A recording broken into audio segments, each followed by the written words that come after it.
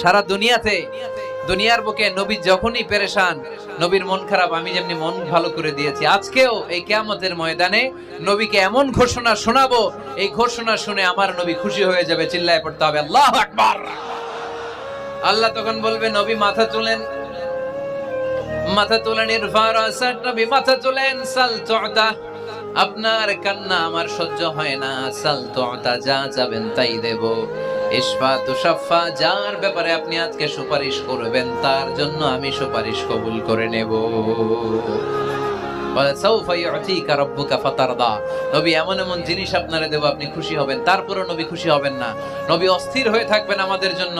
একটা পতাকা নিয়ে, আমাদের সবাইকে নিয়ে আমার নবী, পেয়ারা নবী জান্নাতের দরজার মধ্যে একটা ধাক্কা দিবেন, পড়েন আল্লাহু আকবার। জান্নাতের রক্ষী ফেরেশতা বলবে, মান আনতা, আপনি কে?